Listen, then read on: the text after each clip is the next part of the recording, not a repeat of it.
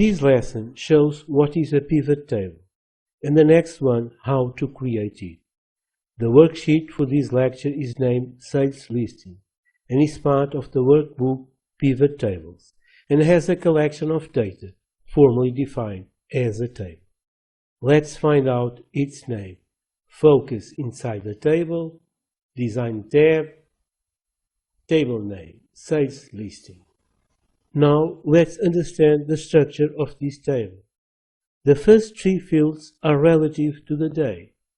The first is the date itself, followed by the year, which value is extracted from the date by a function with the same name. Instead of the cell reference, this function's argument is the name of the field, which is assumed automatically due to the structural referencing.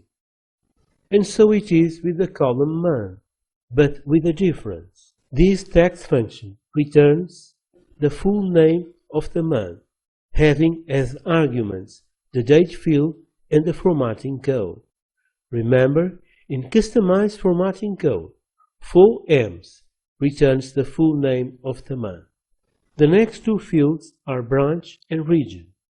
Branches take the name of the city where the store is placed.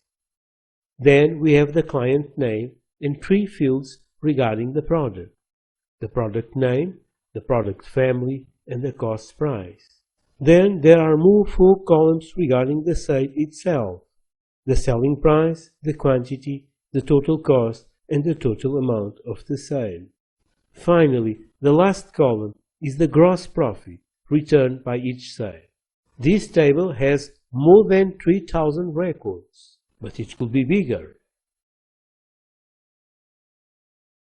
Regarding any collection of data, its value resides in the analytics out of it.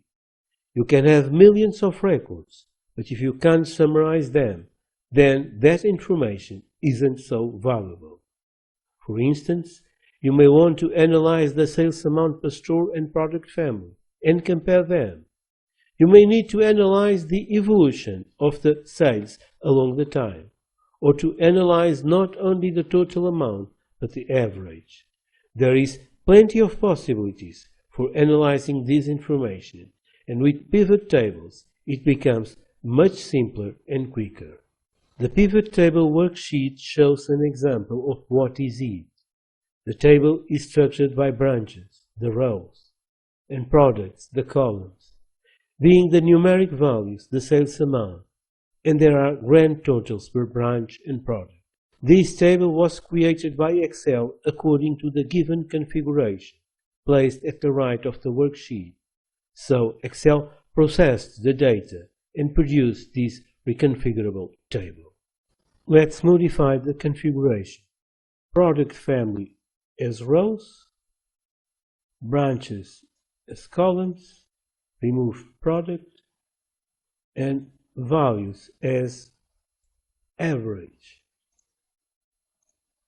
The pivot table is reconfigured and the calculations were updated automatically. Or branches as rows again and product family as column. Pivot tables reconfigured and calculations redone accordingly. This worksheet was there just for showing what is a pivot table, but now it can be removed and a new one will be created from the scratch. Right-click on the worksheet name, delete, delete. Now it's time to create a pivot table from the scratch.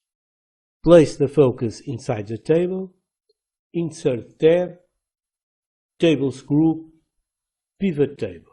It opens the window Create Pivot table. The data collection to be processed is already defined. Since this table has a name, this is what's referred to instead of the cell's reference. Being defined formally as a table, each range will be kept always updated, whether it gets or loses rows. There is another way for launching this window. Let's try it. Design tab. Within the Tools group, click on Summarize with Pivot Table. The same window opens. Let's understand the options present in this window. Use an external data source.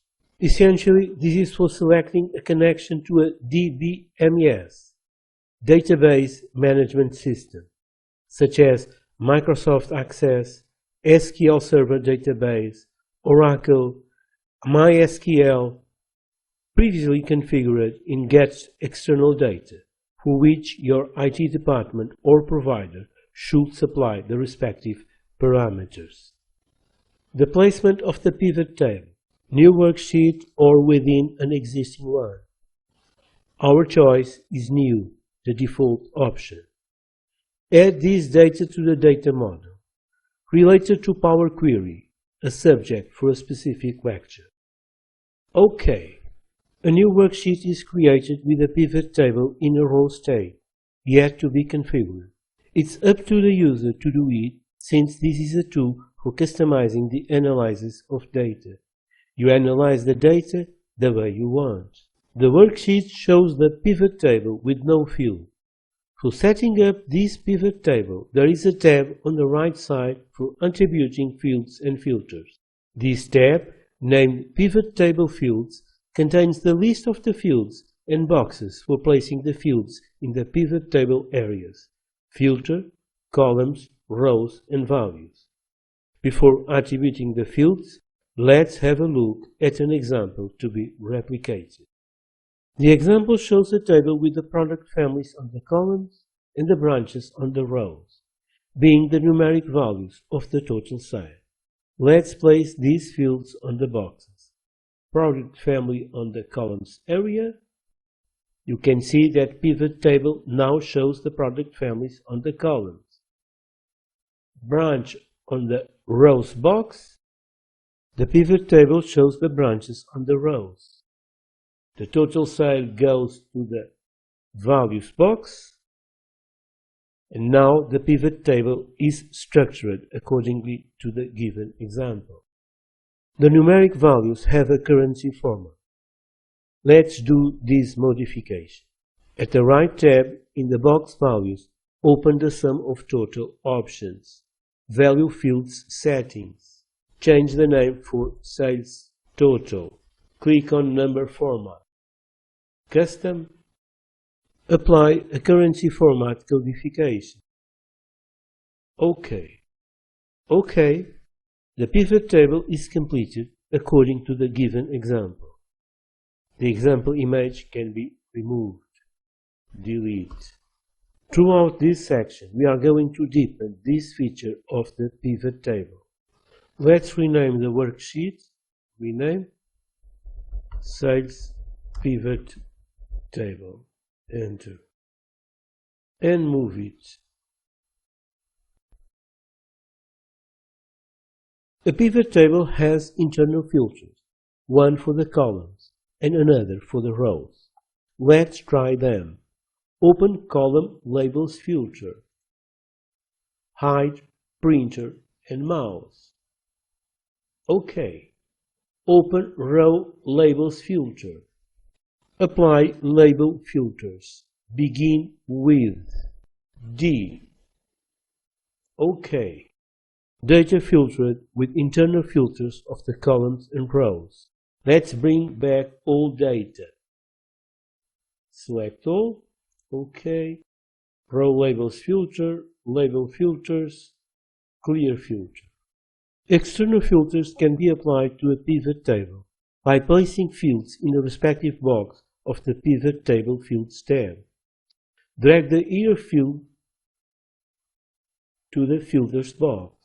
At the top left corner of the worksheet, the Year field is placed as a filter. Open it and select 2020. OK. The year 2020 was selected, and now the values shown in the table are just of this year. Multiple items can be selected. Select multiple items, 2018, 2019, now these 3 years. Values in the table are automatically updated to this subset of data regarding the selected years. Let's replace all data. All. OK. These are the basics of pivot tables. In the next lectures, we'll deepen them. We'll meet there. Thank you for your attendance.